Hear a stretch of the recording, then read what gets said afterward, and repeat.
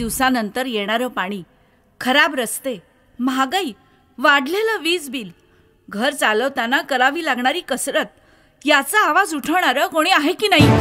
आता तुमचा आवाज लोकांच्या समोर येणार.